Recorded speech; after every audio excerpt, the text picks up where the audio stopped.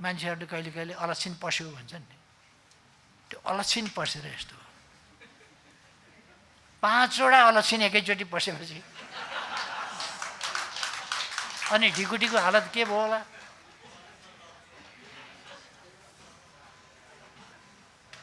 त्यसकारण यस्ता कुराहरूका विरुद्ध हामीले चाहिँ हाम्रो सांस्कृतिक अभियानलाई योजनाबद्ध ढङ्गले अगाडि बढाउनु छ। कता हिँड्या मान्छेले कता कलङ्की हिँड्दैछ, भक्तपुर जान्छु भन्दैछ, भक्तपुरतिर गइराखेको छु भन्छ, बनेपा जाने हो, हुँदै अगाडि बढ्ने हो भन्छ, अझै चर्को स्वरमा जाँदैछ कलङ्कीतिर। त्यो त हामीले देख्यौँ नि त। वामपन्थीहरूको 64% स्थिति छ पार्टी फुटाउने।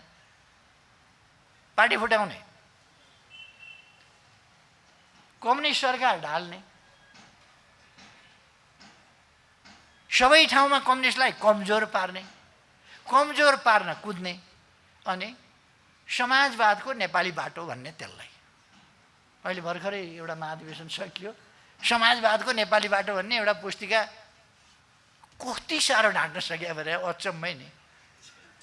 कम्युनिस्ट पार्टी फुटाउने, सरकार आफ्नै ढाल्ने, आफ्नो पार्टी तसनस पार्ने, अर्काको पछाडि लाग्ने, मित्रलाई शत्रु घोषणा गर्ने, अनि प्रतिस्पर्धीलाई मित्र ठान्ने, विपक्षीलाई मित्र ठान्ने, जोसँग फिलोसफी मिल्दैन, आइडियोलोजी मिल्दैन, केही पनि मिल्दैन, उसलाई दर्शन सिद्धान्त विचार केही पनि नमिल्ने, राजनीति नमिल्ने, उद्देश्य नमिल्ने, गन्तव्य नमिल्ने, बाटो नमिल्ने,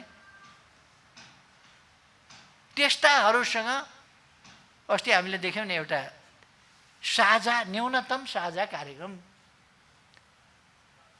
कतै जाने नै छैन त्यो। किन एउटा भन्छ यता दुईटी छोरीको कुरा त बुढाले गर्दा एउटी माग्छे घाम, अर्की मान्छे पानी भनेको छ। अब यो 5वटा भएपछि त घाम पनि माग्छ, पानी पनि माग्छ, छाया पनि माग्छ, के पनि माग्छ, बादल पनि माग्छ, कुहिरो पनि माग्छ, आकाश छाङ्ग भएको पनि उज्यालो पनि माग्छ। यस खालका कुराहरू पनि हुने गरेका छन्। एक त गर्दैछ तर भन्दै अर्कै छ र जनतालाई हलमल पार्दैछ, भ्रममा ल्याउँदैछ। सांस्कृतिक विचलन हुनु हुँदैन भन्छ, भीषण विचलन गरिरहेको छ। नेकपा एमाले फुटाउन र एमालेलाई समाप्त पार्नु अग्रगमन हो भन्ने, कम्युनिस्ट सरकार ढाल्नु अग्रगमन हो भनेर पार्टी फुटाएर हिँडेका एकजनाले अस्ति भनेछन्, मैले राम जन्मभूमि यहाँ नेपालमै पर्छ है, पुरानो ठोरी, अहिले अलिकति ठोली अलिकति उ पर्ला, मैले गरिरहेको कुरा त 4000 वर्ष अगाडिको हो। त्यसलाई कसैले 7000 भन्ला, कसैले 9000 भन्ला, कसैले 12000 भन्ला, कसैले के भन्ला, तर कमसेकम 4000 वर्ष अगाडिको आजको कुरा होइन। यहाँनेरि पर्छ राम जन्मभूमि। जब राम जन्मभूमि यहाँ पर्छ भने राम सीता लक्ष्मणको शालिग हनुमानको शालिग किन बनाएर नराख्ने? त्यहाँ राखियो। एकजनाले अस्ति भनेको मैले सुने, केपी ओली वामपन्थी होइन रामपन्थी हो भनेछ। वामपन्थी भनेको के हो भन्ने कुरा चाहिँ कति बुझिया रहेछन् उनले भन्ने कुरा। हाम्रो सभ्यता हाम्रो संस्कृतिको पृष्ठभूमिबाट नआइकनको वामपन्थी हो भने हावा वामपन्थी हो, त्यो वामपन्थी नै हुन सक्दैन। हाम्रो सांस्कृतिक पृष्ठभूमि, हाम्रो इतिहास, हाम्रो पूर्वीय दर्शन, हाम्रो पूर्वीय सभ्यता, हाम्रो पूर्वीय संस्कृति, यसको जगमा नउठिकन हामी हाम्रो समाजलाई अगाडि बढाउँछौँ या समाज आज यहाँ आइपुगेको छ यसलाई अगाडि बढाउँछौँ भन्नुहुन्छ भने म त्यसलाई सम्भव देख्दिनँ। यसपल्ट म प्रधानमन्त्रीबाट हटेको पनि असार 29 गते नै सर्वोच्च अदालतले के भन्यो भने 29 गते नै शेरबहादुर देउवालाई प्रधानमन्त्री नियुक्त गरेर उसै दिन शपथ ग्रहण गराउनु भन्ने परमादेश गर्यो। त्यो असार 29 कटाउन नदिने 28 गते फैसला गरेर 29 गतेकै दिन चाहिँ केपी ओली हट्नुपर्छ, हट्नै पर्छ, किनभने अर्को दिन शपथ ग्रहण गराउँदा शपथ ग्रहण नगराइकन हटेको मानिँदैन। त्यसकारण असार 29 मई तरबार त्यसै दिन चलाउनुपर्छ भन्ने यो संयोग यत्तिकै हुँदै गएर भएको होइन, यो एकदमै क्यालकुलेटिभ ढङ्गले नै गरे हो।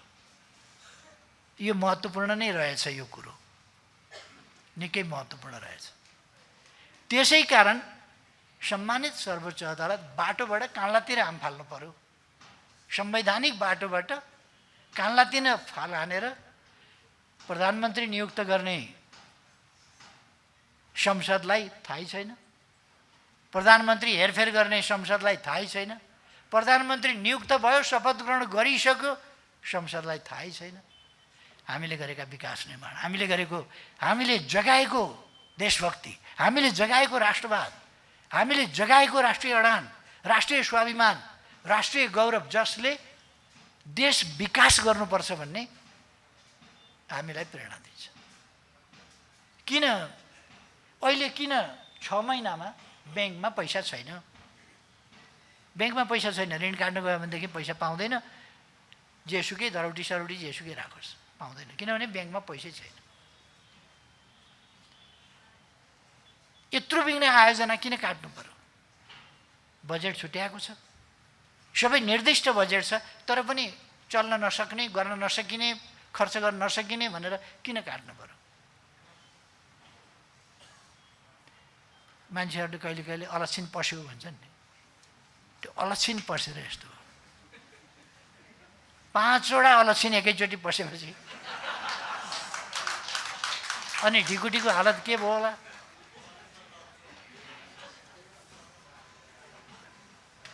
त्यस कारण यस्ता कुराहरूका विरुद्ध हामीले चाहिँ हाम्रो सांस्कृतिक अभियानलाई योजनाबद्ध ढङ्गले अगाडि बढाउनु छ। यस राष्ट्रिय जनसांस्कृतिक महासङ्घ, यो पहिली जनसांस्कृतिक मञ्च हुँदादेखिको होला यो 35औं स्थापना दिवस चाहिँ।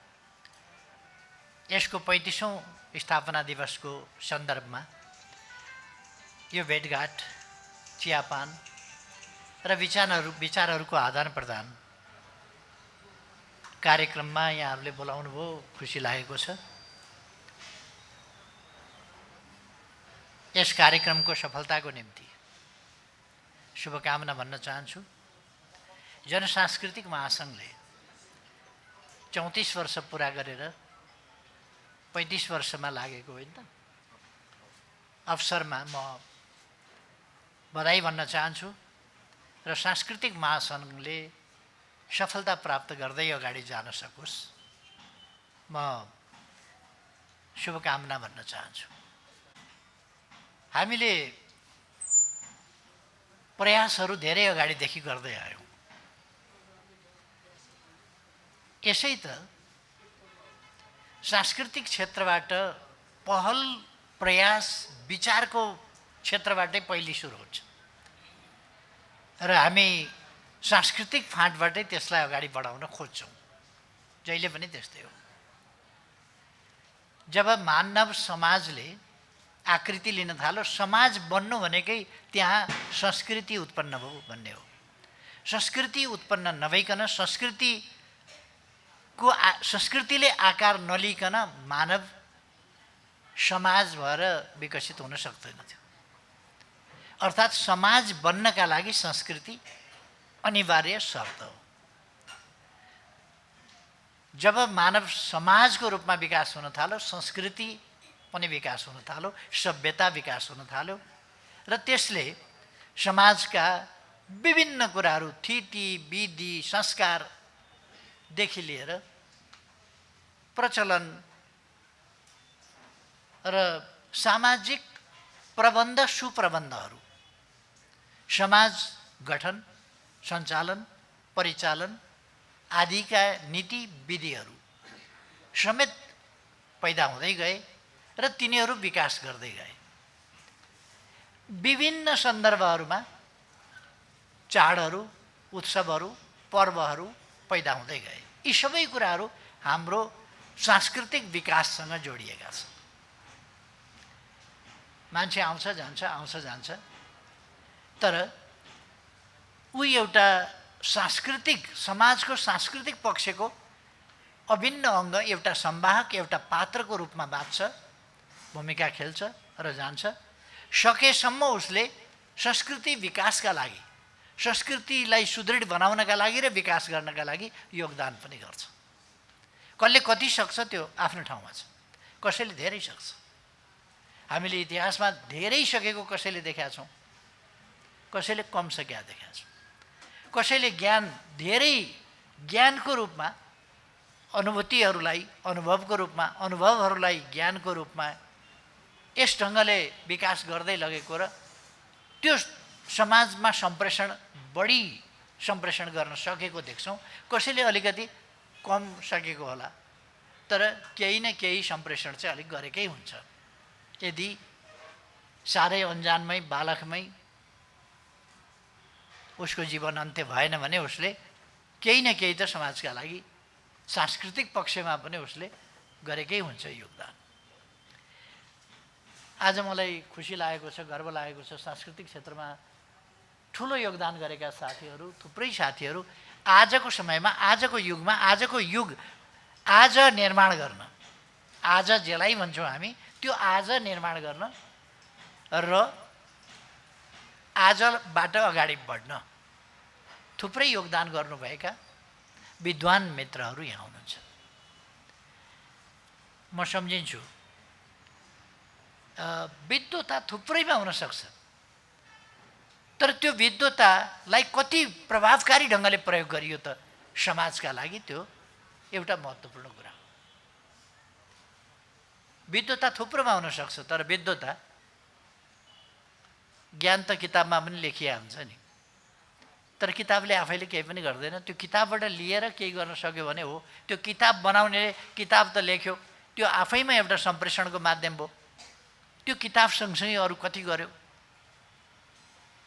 हाम्रो अगाडि मोहननाथ प्रसिद्धजी हुनुहुन्छ, म देख्छु उहाँ थुप्रै कुराको, थुप्रै विधाको विद्वान हुनुहुन्छ, तर उहाँले लेखेका 3टा किताब सायद नेपाली समाजलाई अगाडि बढाउने सन्दर्भमा असाधारण योगदान गरेका छन्। एउटा समाज विकासको सन्दर्भमा होला, हामीले डार्विन पढ्यौँ होला, मोर्गन पढ्यौँ होला, अर्को पढ्यौँ होला, अर्को पढ्यौँ होला, मार्क्सवाद पढ्यौँ होला, थुप्रै पढ्यौँ होला, तर ती सबैलाई एक ठाउँ ल्याएर मोनेरादेखि मानवसम्म भन्ने उहाँले एउटा सामाजिक विकास क्रमको कुरा ल्याउनु भयो। सजिलोसँगले नेपाली भाषामा, नेपाली हरेकले बुझ्ने गरी त्यस पुस्तकले समाज विकास कसरी भएको रहेछ, यो भगवानको चमत्कार हो कि भगवानको सृष्टि हो कि यो विकास कसरी हुँदै आएको रहेछ भन्ने कुराको एउटा स्थापित विकासवादी सिद्धान्तको मान्यता, त्यो मान्यता अनुरूप उहाँले त्यो पुस्तक लेख्नुभयो। त्यसले नेपाली समाजलाई धेरै परिवर्तन गर्यो। नारी बन्धन र मुक्ति अर्को लेख्नुभयो। महिला जागरणको सन्दर्भमा समकालीन युगमा एउटा पुस्तिका छ, त्यो सानो, तर त्यसको आलोचना पनि गर्न सकिन्छ। कतिपय पक्षहरूमा आलोचना पनि गर्न सकिन्छ, आलोचना गर्नु त छुट छँदैछ, तर मुख्य कुरा त्यसले के गर्यो त भन्दाखेरि एउटा समाजको दुईटै लैङ्गिक समुदाय, पुरुष महिला सबैलाई, पुरुषहरूको मथिङ्गललाई पनि त्यसले धेरै झट्का दियो। महिलाहरूको जागरण ल्याउन, विद्रोही भावना ल्याउन र समानताको मागमा अगाडि बढ्न धेरै ठुलो मद्दत पनि गर्यो। त्यसै गरेर देवासुर सङ्ग्राम, त्यसले पनि नेपाली समाज परिवर्तनमा, यो 3टा ग्रन्थले जति सायद मोहननाथ प्रसिद्धका, हुन त उहाँले मदन पुरस्कार पाएको चाहिँ मानव महाकाव्यबाट हो, तर मानव महाकाव्यले यी 3टा पुरस्कृत नभएका पुस्तक बराबरको छेउ पनि गर्यो भन्ने मलाई लाग्दैन। तर यी 3टा पुस्तकहरूले चाहिँ असाधारणै नेपाली समाजमा मन नपर्नेका लागि भन्ने हो भने हुँडालो नै मचाए, मन पर्नेका लागि भन्ने हो भने एउटा नयाँ तरङ्ग, चेतनाको तरङ्ग ल्याए। र थुप्रै मानिसहरूलाई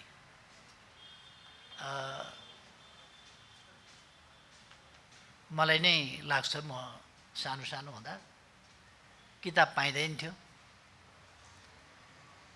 म त अलिकति पैसा खल्तीमा भयो भने 20 रुपियाँ भयो भने बनारसतिर हिँडिहाल्थेँ किताब किन्नलाई। अनि 50 पैसा जति कति लाग्थ्यो क्यारे त्यस बेला, 50 पैसा 75 पैसा कति लाग्थ्यो ट्रेनको टिकटको। गलगलियादेखि बनारससम्म 1-2 ठाउँ फेर्नु पर्थ्यो कि क्या हो, तर एकै ठाउँबाट टिकट किनेर उहाँसम्म जान पाइन्थ्यो त्यही टिकटले। अनि किताब बोकेर लिएर आउनु पर्थ्यो। किताब चाहियो, साधारण मामुली पनि किताब चाहियो भने अहिले जस्तो म कहिले कहिले प्रकाशित भएका किताब हेर्थेँ, रत्न पुस्तक भण्डार भोटाइटी लेख्यो, कस्तो छ जस्तो लाग्थ्यो। अनि 73 सालमा एउटा मौका मिल्यो मलाई यसो काठमाडौँ आउने,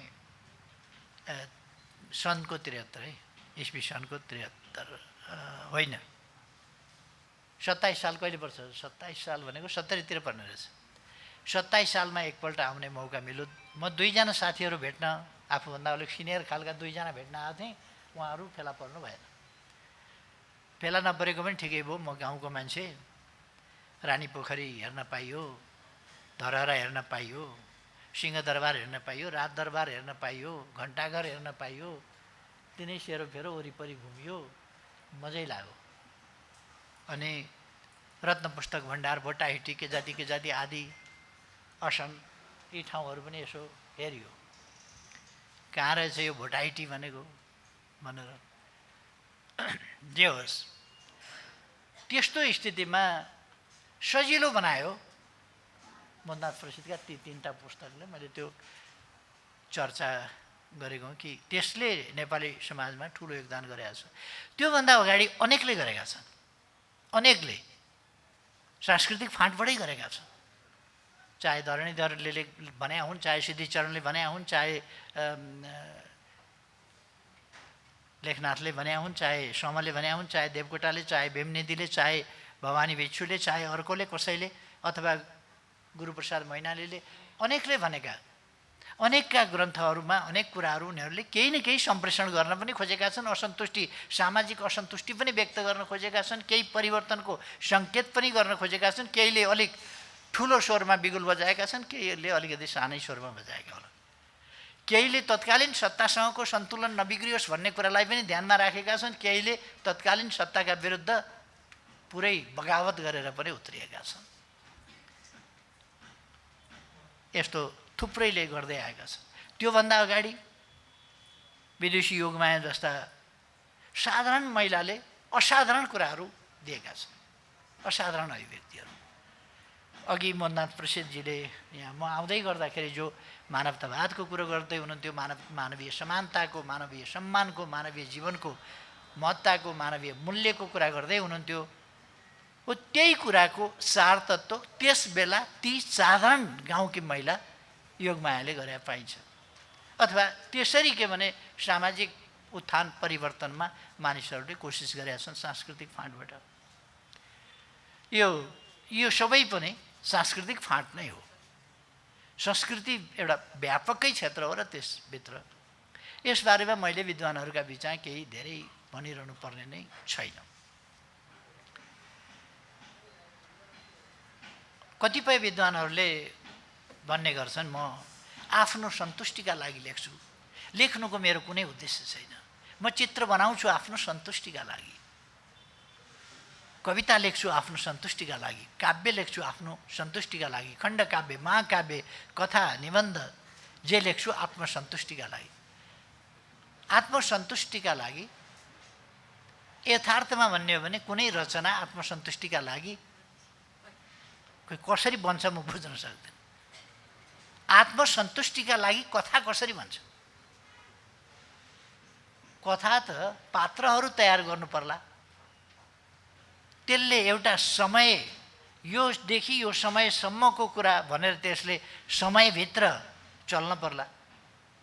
त्यो कमसेकम 10,000 वर्ष अगाडिको पनि हुनु र आजको पनि हुनु त सम्भव छैन।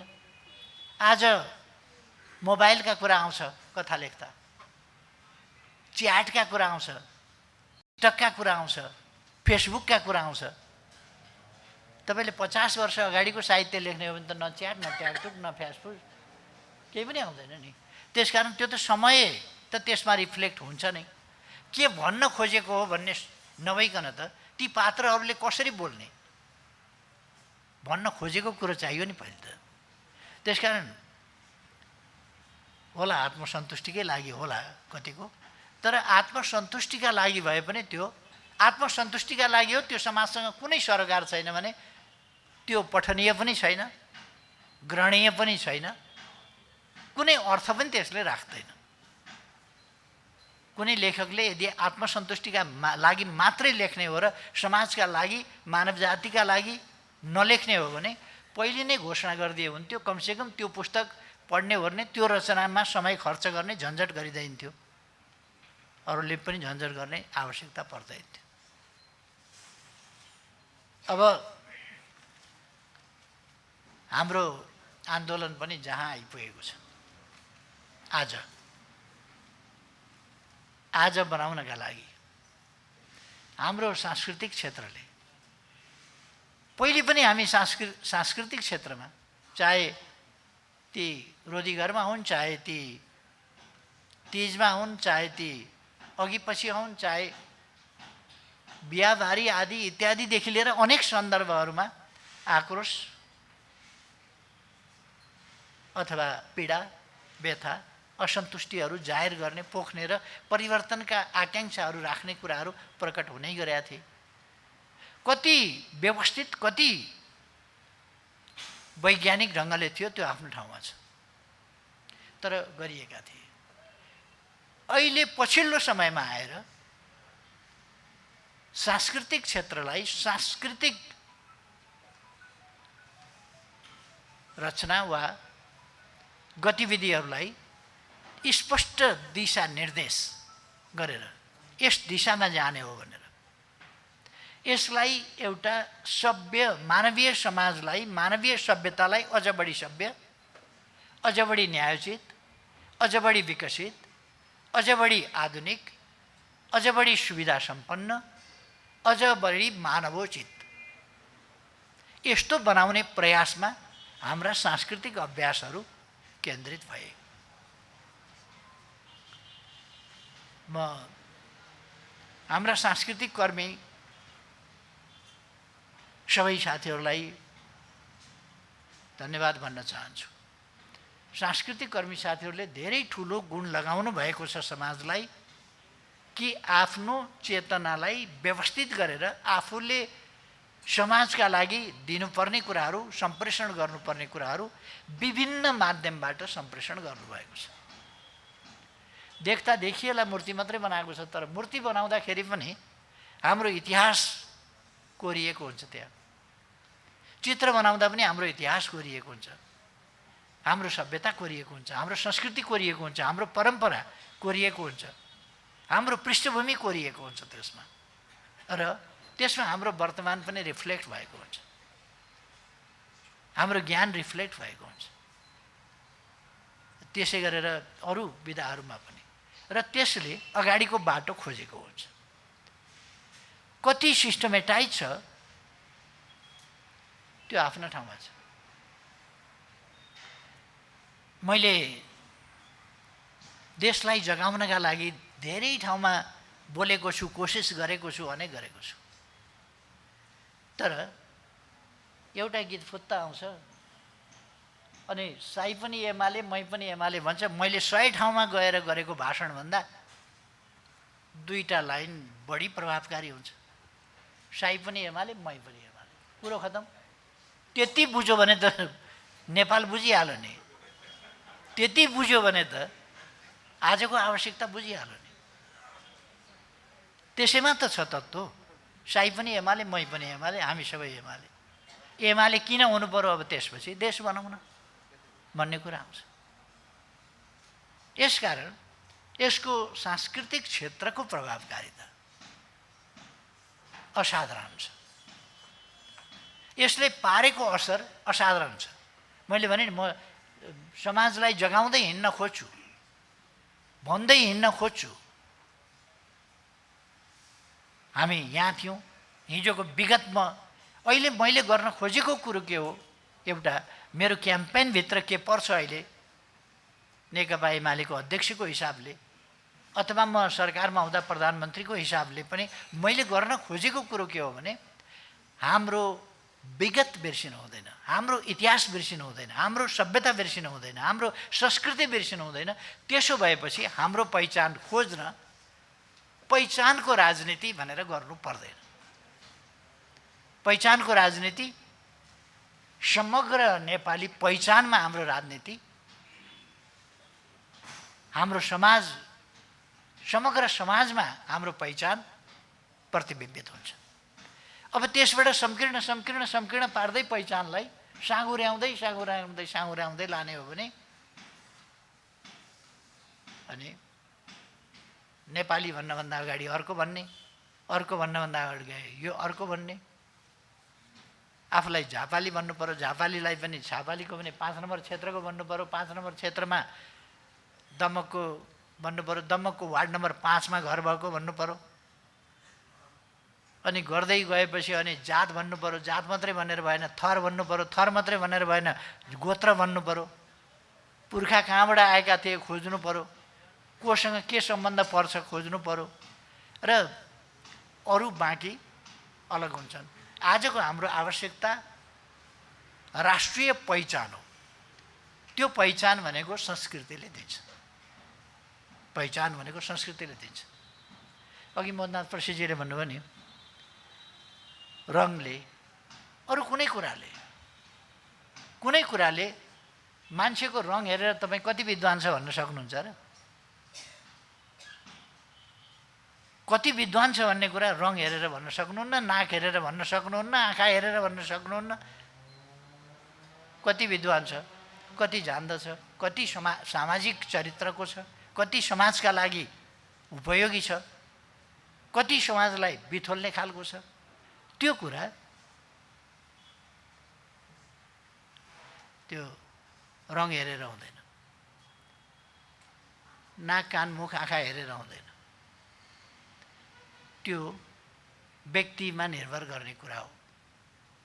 त्यस कारण कालो छ कि गोरो छ, होचो छ कि अल्गो छ, केही अर्थ छैन। मुख्य कुरा उसको विचार हो। त्यो विचार हामीले हाम्रो सांस्कृतिक पृष्ठभूमिबाट आजको सन्दर्भमा आइपुग्दा कति त्यसलाई वैज्ञानिक बनाउन सकेका छौँ, कति यथार्थ बनाउन सकेका छौँ। हुन त आजकल मान्छे हिँड्नु छ एकातिर, जाँदैछ एकातिर, भन्छ अर्कै कुरा, लाग्छ भक्तपुरतिर, भन्छ म कलङ्कीतिर जाँदैछु। तपाईँ हामीले सुन्यौँ। अहिले भर्खरकै उदाहरण छ नि त, टड्कारो उदाहरण।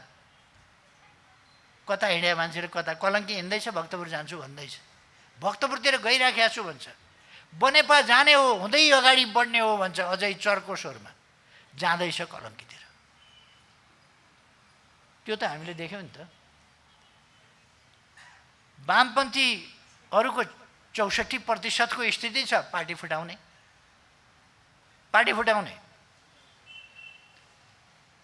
कम्युनिस्ट सरकार ढाल्ने, सबै ठाउँमा कम्युनिस्टलाई कमजोर पार्न कुद्ने, अनि समाजवादको नेपाली बाटो भन्ने त्यसलाई। अहिले भर्खरै एउटा महाधिवेशन सकियो, समाजवादको नेपाली बाटो भन्ने एउटा पुस्तिका कति साह्रो ढाँट्न सक्यो भने अचम्मै नि। कम्युनिस्ट पार्टी फुटाउने, सरकार आफ्नै ढाल्ने, आफ्नो पार्टी तसनस पार्ने, अर्काको पछाडि लाग्ने, मित्रलाई शत्रु घोषणा गर्ने, अनि प्रतिस्पर्धीलाई मित्र ठान्ने, विपक्षीलाई मित्र ठान्ने, जोसँग फिलोसफी मिल्दैन, आइडियोलोजी मिल्दैन, केही पनि मिल्दैन, उसलाई दर्शन सिद्धान्त विचार केही पनि नमिल्ने, राजनीति नमिल्ने, उद्देश्य नमिल्ने, गन्तव्य नमिल्ने, बाटो नमिल्ने,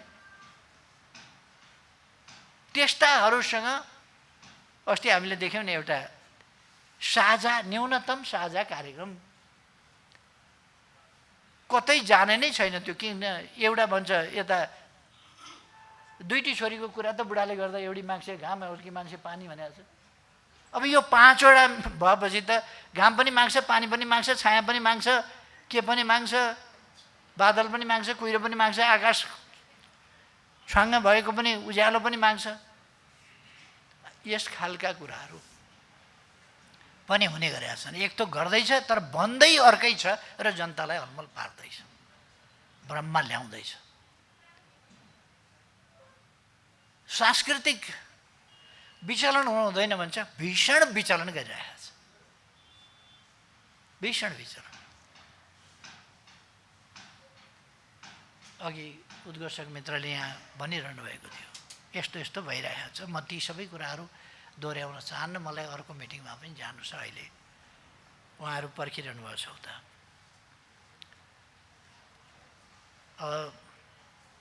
तपाईँहरूले यो विगतमा जुन योगदान पुर्याउनु भएको छ त्यसको म संक्षिप्तमा म प्रशंसा गर्न चाहन्छु। र अर्को के भने साहित्यकर्मीहरू, संस्कृतिकर्मीहरू, कलाकर्मीहरू, कलाका विभिन्न विधा, नाट्य होस्, अर्को होस्, अर्को होस्, यी विभिन्न विधाहरू, यी सबै क्षेत्रहरूलाई हामीले समुचित ढङ्गले अलिअलि सङ्गठित गरेका छौँ। तर जसरी यो गतिशील हुनुपर्ने, योजनाबद्ध ढङ्गले गतिशील हुनुपर्ने, त्यति भएको छैन। त्यसरी गतिशील नभई, योजनाबद्ध ढङ्गले सङ्गठित रूपमा गतिशील नभइकन वाञ्छित परिणाम चाहिँ हासिल हुन सक्दैन।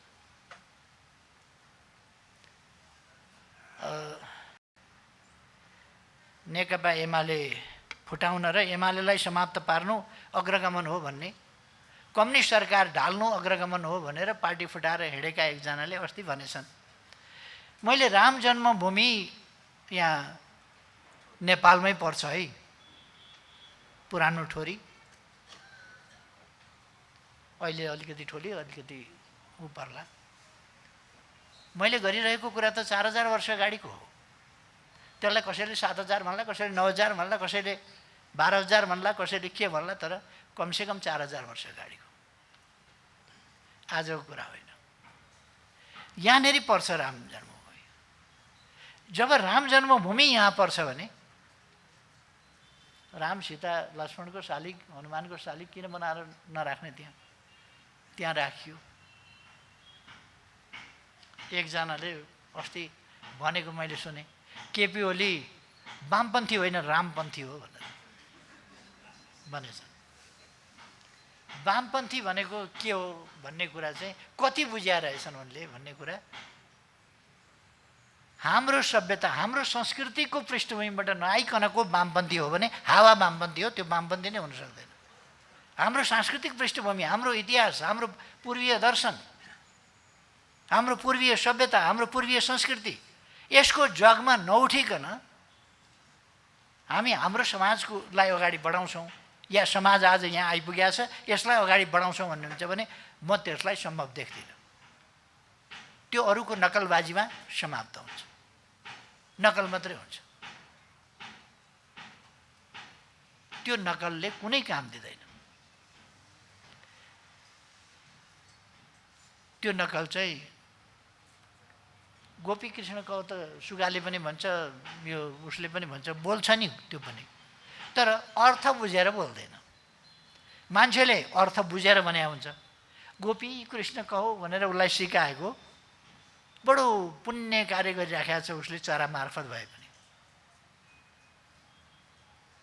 कृष्णलाई सम्झिएको छ, उसले पुण्य कार्य गरिराखेको छ भन्ने ठानेर। हुन्छै हुँदैन त्यो आफ्नो ठाउँमा होला, तर सुगालाई पुण्य कार्यसँग पनि मतलब छैन, केही पनि मतलब छैन। जे लगातार भन्ने गरिएको छ त्यो सुन्छ र त्यो लगातार भन्ने गरिएको कुरा भन्छ। वामपन्थी भनेको लगातार भन्ने गरिएका, सुनिएका कुराहरूको रिपिटेसन होइन। मार्क्सवाद भनेको भन्ने गरिएका र सुन्ने गरिएका कुराहरूको पुनरुक्ति होइन, फेरि वाचन होइन। मार्क्सवाद भनेको पुनर्वाचन होइन।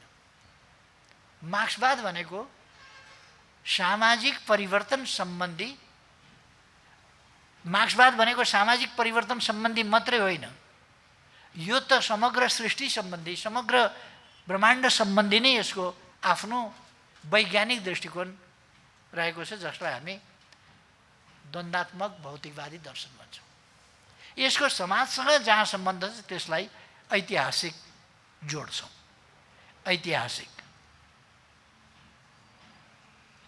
द्वन्द्वात्मक र ऐतिहासिक भौतिकवाद र त्यस्तो दर्शन, यो समाजसँग सम्बन्धित ऐतिहासिकतासँग सम्बन्धित छ।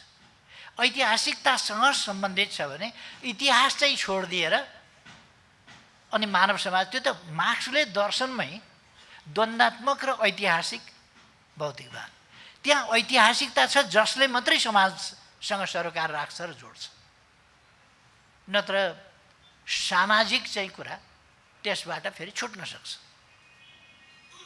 त्यसकारण मार्क्सवादी दर्शनलाई अथवा द्वन्द्वात्मक भौतिकवादलाई समाज परिवर्तनसँग मिलाउनु छ भने त्यहाँ ऐतिहासिकताको कुरा आउँछ, इतिहासको कुरा आउँछ, विकास क्रमको कुरा आउँछ। विकास क्रम कति उपयुक्त कति अनुपयुक्त कसरी भएर आयो, यसलाई अब कसरी उपयुक्त ढङ्गले अगाडि बढाउन सकिन्छ, त्यो कुरा आउँछ। त्यही बुझिएन भने अरूले दुनियाँले भगवान त्यो हो होइन, त्यो जान्नेहरू जानुन्, भन्नेहरू भनुन्, मान्नेहरू भनुन्, दुनियाँले मानिराखेको छ भगवान, अर्को देशले उसकोमा जन्मिएको होइन तर पनि गर्व गरिराखेको छ, त्यो इतिहास बजाइराखेको छ, आफ्नो ऐतिहासिकता पुष्टि गर्न खोजेको छ, आफ्नो पौराणिकता पुष्टि गर्न खोजेको छ भने हामीले सही कुरा राखेर हाम्रो ऐतिहासिकता हाम्रो पौराणिकता किन नखोज्ने, किन नभन्ने? त्यो कुरालाई वामपन्थ होइन रामपन्थ भनेर माया लाग्यो, कठैभरि वामपन्थी भएर हिँडेको छ, रामपन्थ भनेर हिँडेको छ। पशुपतिनाथको जीर्णोद्धार हामी किन गर्छौँ? मैले सुनको जलारी त्यहाँ लगेर चढाइदिने भने सुनको जलारी चढाएपछि अब पशुपति पन्थ भयो, वामपन्थी होइन रामपन्थी, रामपन्थीबाट पशुपतिपन्थी। अनि के मन्दिर भत्काउँदै हिँड्ने? के गर्छौँ हामी? हाम्रो संस्कृतिलाई के गर्छौँ? हाम्रा सांस्कृतिक ऐतिहासिक परम्परागत सम्पदाहरूलाई के गर्छौँ, के भन्छौँ? तिनको हामीले संरक्षण गर्नुपर्छ, तिनबाट सिक्नुपर्छ, त्यहाँ रहेका वैज्ञानिकता खोज्नुपर्छ, त्यो वैज्ञानिक तथ्यलाई अपनाउनुपर्छ, समाजलाई वैज्ञानिक र आधुनिक बनाउँदै लानुपर्छ र समाजभन्दा पृथक जनताले मन नपराउने काम गर्नु हुँदैन भन्छु।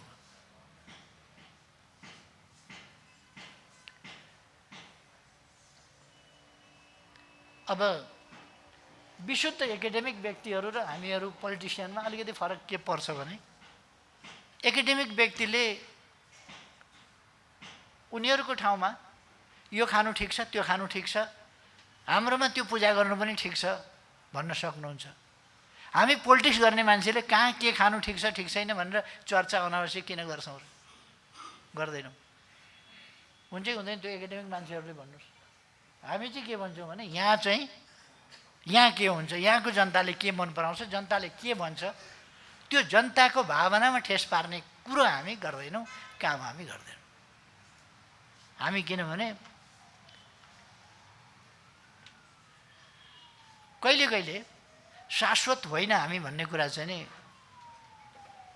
हामी त एक अवधिका लागि, सानो छोटो अवधिका लागि छौँ र यस अवधिमा हामीले खेल्ने भूमिका थोरै मात्रै छ। त्यो भूमिकामा अलिकति कन्फ्युजन पैदा भयो भने पनि त्यसले फेरि एउटा अनावश्यक लडाकु मचाउँछ। त्यसकारण कहिले कहिले सत्यम वद प्रियम वद, सत्यम अपि अप्रियम मा वद। कहिले कहिले हामीहरूले चाहिँ त्यस्तोमा अलिकति होस् गर्छौँ। र मलाई के लाग्छ भने हाम्रो सांस्कृतिक कर्मीहरूले पनि साइन्टिफिक कुरा भनेर, साइन्टिफिक कुरा भनेर कोही कुरा छर्लङ्ग साइन्टिफिक मात्रै गर्दाखेरि कहिले कहिले त्यो उपयुक्त नहुन पनि सक्छ। त्यसकारण हामीले समाज धेरै पछाडि छ भने आफू मात्रै अगाडि कुदेर समाज परिवर्तन हुँदैन, समाजलाई सँगसँगै लिएर हिँड्नुपर्छ। इन्जिन धेरै अगाडि पुगिसक्यो, डिब्बा यहीँ छोडिदियो भने डिब्बा त जहाँको त्यहीँ रहन्छ। त्यसकारण हाम्रो काम चाहिँ डिब्बासँग जोडिएर डिब्बालाई तानेर नै सँगसँगै लिएर हिँड्ने हो। कहिले कहिले इन्जिनको गति जे थियो त्यो गतिमा डिब्बाको कारणले इन्जिन कुदेन भन्ने देखिन्छ, कुद्नै हुँदैन। इन्जिनको पावर धेरै हुनसक्छ, रित्तै पायो भने धेरै तीव्र गतिमा कुद्न सक्छ। डिब्बा समेत बोकेर कुद्दाखेरि धीमा गति उसको हुनसक्छ, ढिलो हुनसक्छ, तर डिब्बा नबोकिकन इन्जिन कुद्यो भने किन कुद्ने त्यो इन्जिन? इन्जिन कुद्ने किन? त्यसको प्रयोजन के? त्यसको उपलब्धि के? त्यसको फाइदा के? त्यसकारण मैले समाजलाई साथै लिएर हिँड्दिनँ भने मेरा प्रयासहरूको अर्थ के? त्यसो गरेर यो समाजबाट अलग थलग भएको, पृथक भएको चेतना र अभ्यास हुन्छ र त्यो अलग थलग भएको अभ्यासले समाजलाई परिवर्तन गर्न सक्दैन। समाजसँग एट्याच नै हुँदैन, उसको सम्पर्क हुँदैन, सम्बन्धै हुँदैन। त्यसकारण उसले सँगसँगै नै लिएर हिँड्नुपर्छ। हाम्रो सांस्कृतिक क्षेत्रले हाम्रो समाजलाई सँगसँगै आफू अगाडि चाहिँ बस्नुपर्छ। फेरि समाज जहाँ छ त्यहीँ डिब्बामै इन्जिन बस्ने हो भने डिब्बाले कसरी तान्ने त? त्यसकारण म पनि समाजको एउटा अङ्गै हुँ, रेलको अङ्गै हुँ, इन्जिन भए पनि रेलै हुँ। त्यसकारण म डिब्बामै बस्छु भन्यो भने त रेल त तानिँदैन नि त। इन्जिन हुनाले त्यस नातामा ऊ अगाडि बस्नुपर्छ, उसले नयाँ ऊर्जा दिनुपर्छ, नयाँ गति दिनुपर्छ, ड्राइभ गर्नुपर्छ। पहिले बिस्तारो गति हुन्छ, इन्जिनको पनि पहिले बिस्तारो गति हुन्छ। हाम्रो समाज ड्राइभ गराइमा पनि पहिले स्टार्टिङमा बिस्तारो बिस्तारो हुन्छ। 6 सालमा आजको पार्टी बनाउन सकिन्थ्यो र? पुष्पलालको कमजोरी हो र आजको पार्टी 6 सालमै बनाउन नसक्नु? होइन। त्यो त्यति बेला स्टार्टिङका बेला त्यस्तै हो, अलिकति सानै हुन्थ्यो। अब कुदाउने अर्को पाइयो, हतियार दिने अर्को पाइयो, प्रचार गरिदिने अर्को पाइयो, बिगुल बजाउने अर्को पाइयो। एम्बेसीमा लाने, एम्बेसीबाट गौचरणमा ल्याउने, गौचरणबाट दिल्ली उडाउने, दिल्लीबाट फर्काएर ल्याउने अर्को पाइयो भने त भाग्या राजा पनि आएर राजा हुन्छ नि त, हुँदो रहेछ। तर हामी अर्काले बोकेर, अर्काले उचालेर होइन। अर्काले हतियार दियो, अर्काले तालिम दियो भने त जनयुद्ध सनयुद्ध पनि हुँदो रहेछ नि त। त्यो पनि देखियो। हामी अरूबाट होइन, आफै आफ्नो उताले आन्दोलन एक ढङ्गले सिद्धिएको थियो। त्यस्तो सिद्धिएको बेला फेरि हामीले अर्को ढङ्गले एउटा झापाबाट सुरु गऱ्यौँ। त्यसपछि एकता एकीकरण पनि गर्दै लग्यौँ, आन्दोलन विस्तार पनि गर्दै लग्यौँ, एकता एकीकरण गर्दै लग्यौँ, सबै समूहहरूलाई सामेल गर्दै लग्यौँ। अन्तिममा गएर हामीले कहाँसम्म पुर्यायौँ भने 27-28 सालबाट निर्मल लामा, मोहन विक्रमहरूले अलग धारको रूपमा अगाडि बढाएको अर्को एउटा लेफ्ट मुभमेन्टको अर्को स्कुलिङ, त्यो जो अहिलेसम्ममा आउँदाखेरि एकदमै भ्रष्ट बनाइसकेको छ, त्यसलाई समेत पनि हामीले एक ठाउँ ल्याएका थियौँ। एक ठाउँ ल्याएका थियौँ त्यसलाई। तर पानीसँग ढुङ्गा माटो बगेको हुन्छ, सधैँ पानीसँग निरन्तरसँगै बग्न सक्दैन। ठिक्रिन्छ, बस्छ, छेउतिर बस्छ। यस्तै हो। हामीले अलिक समय तान्न खोज्यौँ, लान खोज्यौँ, घिसार्न खोज्यौँ, तर त्यो छुट्टिन पर्ने उनीहरूको एउटा बाध्यता। खैर, हामी यहाँ सांस्कृतिक क्षेत्रका कुरा गर्दैछौँ।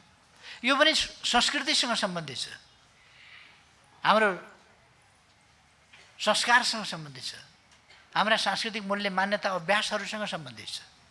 त्यस कारण मैले प्रसङ्गवश चर्चा चलाएको मात्रै हो। अब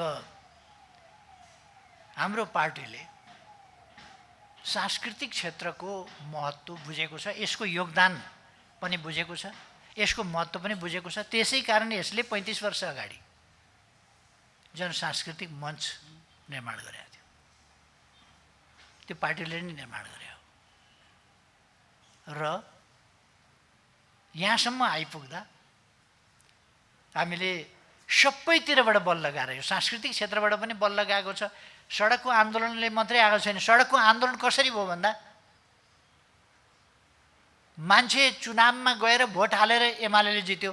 एमाले जित्यो कसरी भन्दा बच्चा बच्ची नाचेर पनि जितेको छ, बुढाबुढीले आशीर्वाद भनेर पनि जितेको छ। भोटको ठाउँमा कसरी पुग्यो समाज, एमालेलाई ठुलो पार्टी बनाउन कसरी पुग्यो भन्दा एउटा चित्रले पनि सङ्केत गरेको छ, हरेक कुराले सङ्केत गरेको छ। हरेक कुराको अर्थ छ यसभित्र। गायनको अर्थ होला, अर्को चिजको अर्थ होला, कलाको अर्थ होला, साहित्यको होला, निबन्धको होला। अब अझ हामीले एउटा, मलाई के लाग्छ भने विद्रोहका स्वरहरू हामीले बोल्न जान्यौँ, सिक्यौँ। यो आन्दोलन काल थियो,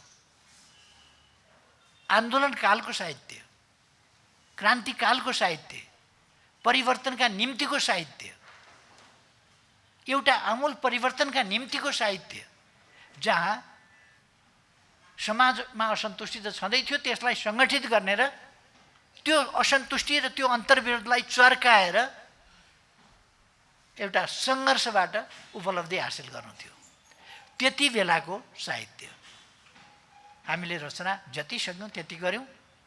त्यति बेलाको संस्कृति जे आवश्यक थियो जति सक्यौँ त्यति गऱ्यौँ। त्यसले परिवर्तन पनि ल्याएको छ। तर अब त्यही शैली, त्यही विषयवस्तु, त्यही असन्तुष्टि, त्यही अन्तर्विरोधहरू, समाजको अन्तर्विरोध प्रधानता जुन छ त्यसैमा टेकेर त्यही अन्तर्विरोधलाई चर्काउने वा विद्रोह र आक्रोशका स्वरहरू नै अगाडि बढाउने समय चाहिँ अब होइन। अब उपलब्धिहरूको रक्षा गर्ने, यस्ता प्रतिगामी तत्त्वहरूलाई भ्रम फिजाउन नदिने, अगाडि बढ्न नदिने र जनशक्तिलाई सचेत, सङ्गठित, परिचालित गरेर अगाडि बढ्ने। अब समृद्ध नेपाल, सुखी नेपाली कसरी हुन सक्छ हो त्यस बाटोमा जाने। त्यसै कारण अघि भन्नुभयो नि, महाधिवेशन जसको होस्, गीत हाम्रो बज्नुपर्छ, विचार हाम्रो आउनुपर्छ। किनभने अरू विचार बिक्दै नबिक्ने भएपछि देशभक्ति भन्नै पर्यो। यसै गरेर तान्ने हो हामीले। शान्तिपूर्ण आन्दोलनमा तान्ने भनेको यसै गरी हो। समृद्ध नेपाल, सुखी नेपाली नै गाउनुपर्छ हरेकले। विकासको चर्चा गर्नुपर्छ हरेकले। पहिली चर्चा के हुन्थ्यो? सिम्पली भन्ने हो भने म प्रधानमन्त्री हुनभन्दा अगाडि आम रूपमा पोलिटिसियनले, राजनीतिज्ञहरूले विकास निर्माणको चर्चा, विकासको चर्चा, अर्थतन्त्रको चर्चा, आर्थिक विषयको चर्चा, यो कि इन्टेलेक्चुअलको कि ब्युरोक्राट्सको उनीहरूको विषय हुन्थ्यो। तर पोलिटिसियनले बोल्दैन्थे। अहिले पोलिटिसियनको एउटा एजेन्डा आर्थिक विकास, समृद्धि, उन्नति र जनताका सरकारका विषय नभइकन अगाडि जाँदै जाँदै विकासको विषयमा हरेक विकासलाई हामीले अब एजेन्डा बनाएको छ। यो राष्ट्रिय एजेन्डा बनाएको छ हो। यस एजेन्डालाई हामीले समुचित ढङ्गले कसरी अगाडि लान्छौँ, आजको हाम्रो संस्कृतिको चुरो कुरा पनि त्यही हो। बिदा हुन्, कसैले कृषिको विकास गरेर, कसैले उद्योगको विकास गरेर, कसैले पर्यटनको विकास गरेर, कसैले शिक्षक काम गरेर पढाएर, कसैले इन्जिनियर भएर निर्माण कार्य गरेर, कसैले डक्टर भएर मेडिकल फिल्डबाट। फिल्डहरू अनेक हुन सक्छन्, तर सबैतिर घर छन्, तर आँगन एउटै छ भने जस्तो हाम्रो गन्तव्य एउटै छ, समृद्ध नेपाल, सुखी नेपाली। सबै हाम्रा क्रियाकलापहरू यस दिशामा हाम्रो सांस्कृतिक फाँट अगाडि जानुपर्छ। मदन भण्डारी कला साहित्य प्रतिष्ठानले 2-2.5 वर्ष अगाडि एउटा राम्रो कार्यक्रम गरेको थियो। राम्रो कार्यक्रम गरेको थियो। यो हिमवत् खण्ड सम्बन्धी साहित्यिक सम्मेलन। त्यस सम्मेलनले वास्तवमा अमेरिकादेखि जापानसम्मका विभिन्न देशमा रहेका नेपालीहरूलाई एउटा ठाउँमा, एउटा मञ्चमा ल्यायो। एउटा भावना, नेपालीपन, त्यसलाई जगायो। त्यो संवाद कायम राख्नुपर्छ हामीले, त्यस संवादलाई। र हाम्रा विभिन्न विधाहरूलाई फेरि एक ठाउँ ल्याउने र हरेक विधालाई आफ्नो आफ्नो ढङ्गले अगाडि बढाउने ती काम गर्नुपर्छ। फेरि पनि हामीले यो काम चाहिँ खास गरेर फराकिलो सबै विधा यो जनसांस्कृतिक मञ्चले सबै विधा ओगट्दैन, यसको विधाको अलिकति सीमितता छ। तर सबै विधा ओगटेको कला साहित्य संस्कृति, यो कला साहित्य सम्बन्धी, कला पनि साहित्य पनि सम्बन्धी संस्था, त्यसले पनि यो कुरालाई निरन्तरता दिए राम्रै हुन्छ। र हामीले हाम्रो संस्कृति विदेश गएका नेपालीहरूलाई पनि बिर्सिन नदिने। संस्कृति सम्झिनुको अर्थ, यसको कति महत्त्वपूर्ण अर्थ रहेछ साथीहरूलाई एउटा कुरा सम्झाउँ,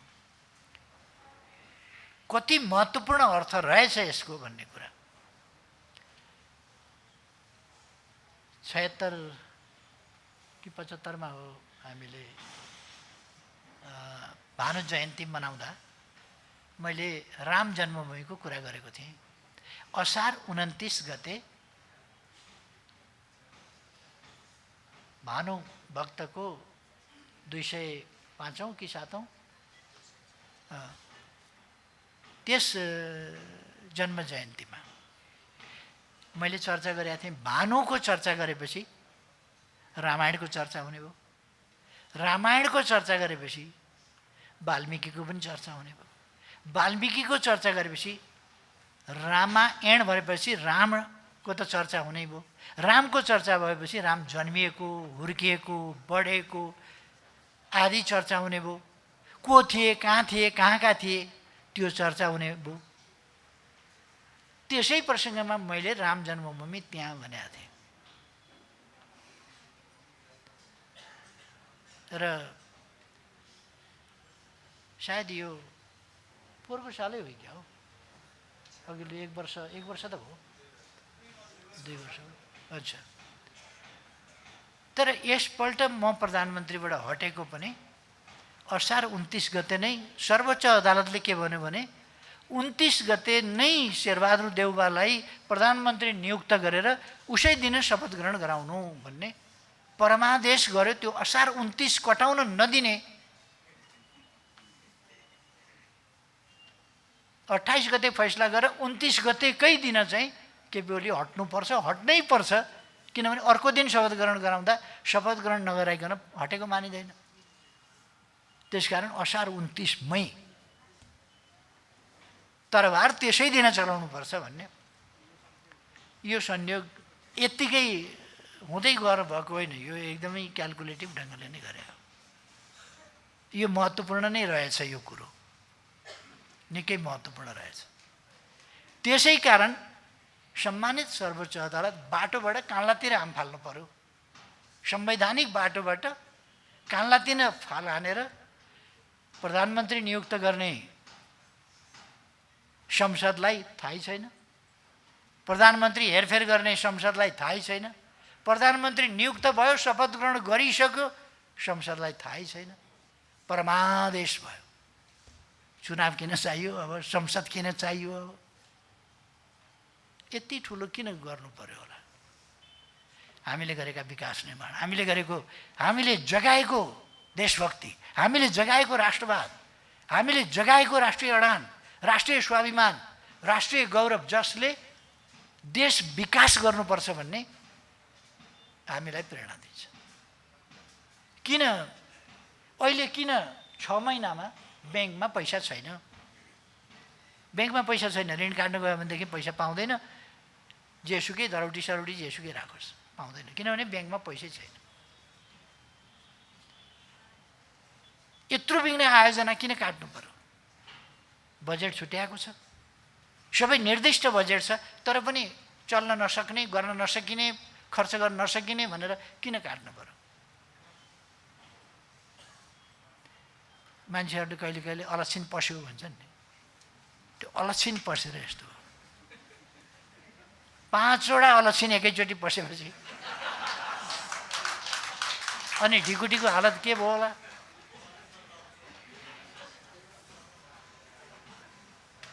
त्यस कारण यस्ता कुराहरूका विरुद्ध हामीले चाहिँ हाम्रो सांस्कृतिक अभियानलाई योजनाबद्ध ढङ्गले अगाडि बढाउनु छ।